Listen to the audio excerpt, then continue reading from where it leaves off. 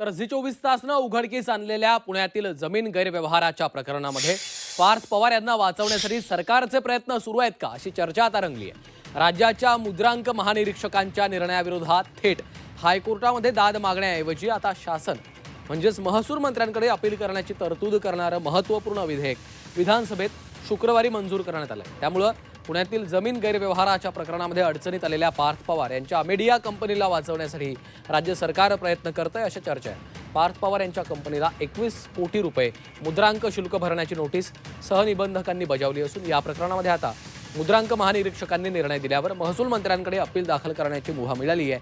ही दुरुस्ती झाली नसती तर थेट उच्च न्यायालयामध्ये अपील करावं लागलं असतं। आताच्या घटनेला एक टप्पा घालण्यासाठी काल एक विधेयक आणलं गेलं आणि त्याच्यात महसूल मंत्री यांच्याकडे आता हिअरिंग लावलं जाईल असं सांगण्यात येत आहे। कुठेतरी एक शंकेची पाल मनात नक्कीच चुकचुकते की आताच्याच घटनेला म्हणजे पार्थचं सगळं प्रकरण चालू असतानाच हे विधेयक का आणलं गेलं, कारण ह्याच्यात आता हिअरिंग जर महसूल मंत्र्यांपुढे होणार असेल तर कुठेतरी असं वाटतं याच्यात राजकारण होईल की काय, किंवा याच्यात त्यांना हवं तशी कारवाई केली जाईल की काय अशी शंका नक्कीच मनात येते आणि राजकारण होऊ नये एवढीच त्याच्या मागे जनतेची भावना आहे। तर झी 24 तासनं उघड केलेल्या जमीन गैरव्यवहाराच्या प्रकरणामध्ये उपमुख्यमंत्री अजित पवारांनी महसूल अधिकाऱ्यांवरच खापर फोडलंय। या प्रकरणामध्ये अधिकाऱ्यांनी योग्य कारवाई केली असती तर हा प्रकार घडलाच नसता असं अजित पवारांनी अनौपचारिक गप्पांमध्ये म्हटलेलं आहे। सरकारनं नुकत्याच आणलेल्या महसूल विभागातल्या एका विधेयकाच्या अनुषंगानं प्रश्न विचारला असता अजित पवारांनी ही प्रतिक्रिया दिली आहे। त्यामुळे अजित पवारांकडनं अमेडियाच्या चुकांवर पांघरून घालण्याचा हा प्रयत्न आहे का अशी देखील चर्चा सुरू झाली आहे।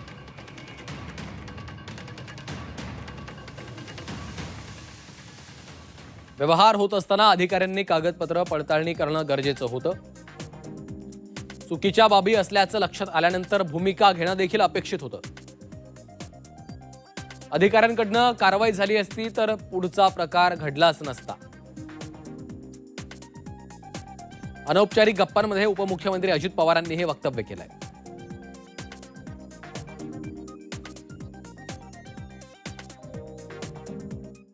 हे उघडकीस जर आले नसते प्रकरण, मुंडवा प्रकरण, तर मग जमिनीचे मालक उद्या ही जमीन ज्यांनी घेतली ती जमीन अधिकाऱ्यांच्याच नावाने करून दिली असती।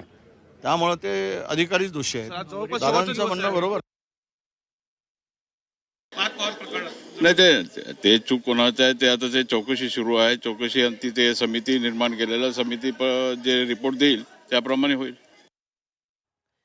दरम्यान या प्रकरणामध्ये खासदार संजय राऊत यांनी देखील सरकारवर टीका केली आहे।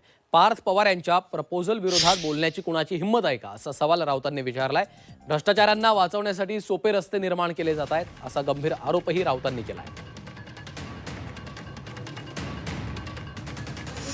पार्थ पवारच्या पिताश्रींचं एवढं वजन आहे सरकारवर, कोणाची हिंमत आहे सांगण्याची?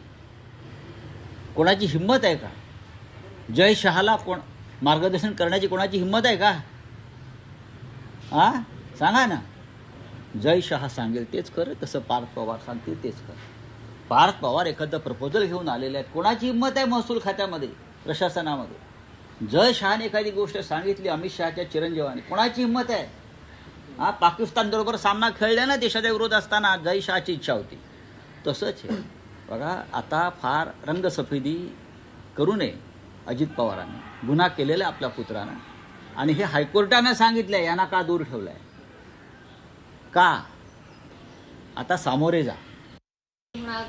बघा, स्वतः अजित पवारांना वाचवलंय मोदींनी, प्रफुल्ल पटेलना वाचवलंय मोदींनी, सगळ्यांनाच वाचवलंय। मुद्रांक महानिरीक्षकांच्या विरोधात जर अपील करायचं असेल तर ते आता महसूल मंत्र्यांकडे करता येणार आहे। की कायदा दुरुस्ती केलेली आहे, याकरता कोर्टाकडे आधी जावं लागायचं, आता मात्र महसूल मंत्र्यांकडे सुद्धा अपील करता येणार आहे। त्यामुळे पार्थ पवारांना हा आता एक सोपा रस्ता आहे ना, सोपे रस्ते निर्माण करतात आपल्या गटातल्या भ्रष्टाचारांना वाचवण्यासाठी। आणि अजित पवारांचे चिरंजीव आहेत म्हणजे राजपुत्रच आहेत।